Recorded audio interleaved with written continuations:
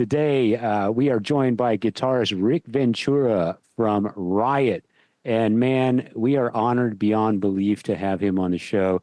Rick and I don't know each other. Jason met him briefly one time, but I just reached out to him on Facebook and asked him if he'd be on the show, and he Amazing. graciously said yes.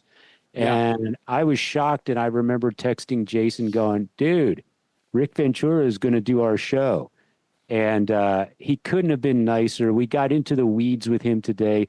We like to say that we nerd out on this show, and I feel like we really nerded out with Rick today. And he couldn't have been more accommodating.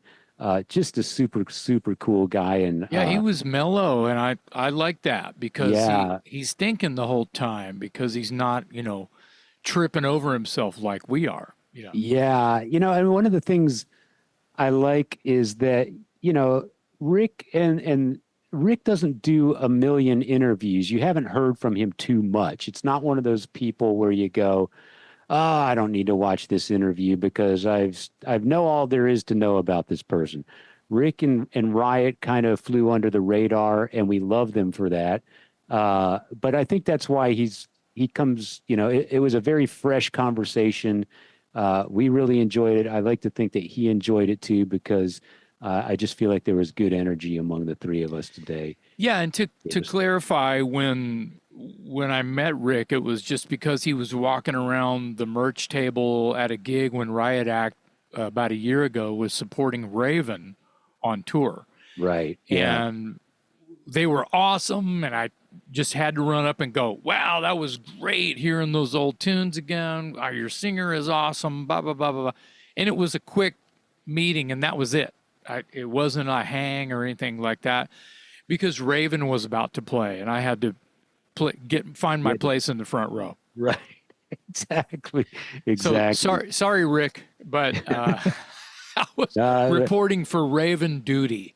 Yes, and was pleasantly surprised by Riot Act. It was such a joy, and they were slamming. They were fucking killing it, and we talk about on this episode with Rick the difference between Riot Act and then what everyone who knows Riot, especially the Fire Down Under years, the Restless Breed years, where they're the classic 5-piece 2-guitar band, and Riot Act is not that. It's a 1-guitar band, so the elements are slightly different, but you would be surprised at how full and heavy it actually is because of the players that he's got.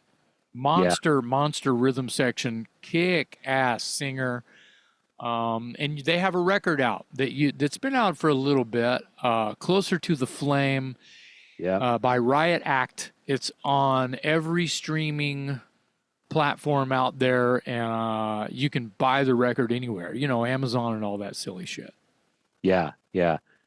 Rick was not an original member of Riot. He was not on the Rock City album, but he joined in time for Narita and stayed until the end of Born in America. And in that time period, of course, we got Fire Down Under, Restless Breed, just two amazing records. And, a lot of people hold up that Narita record as classic as well.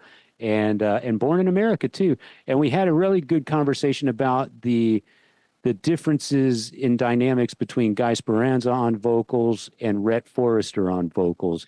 And I've mentioned, and I've said this before, I find myself reaching for that Restless Breed record as often as I reach for Fire Down Under, and sometimes maybe even more. I love that album. Yeah, it's great. So it was great to hear him sort of give us background on the two different singers and where the band was during those two different eras. For the most part, I'll chime in. For the most part, for me and my friends who played in bands, we covered songs from both of those records.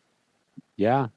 Well, you know what I mean? Records. Like all over Texas, I had friends who were in hard rock bands and metal bands that covered songs from Fire as well as Restless.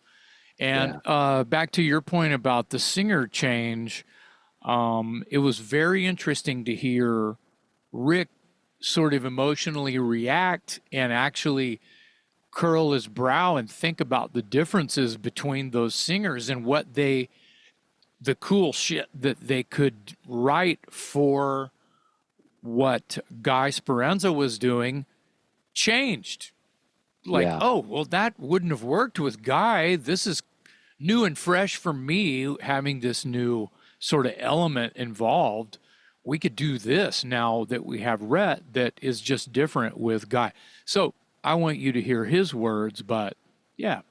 Yeah.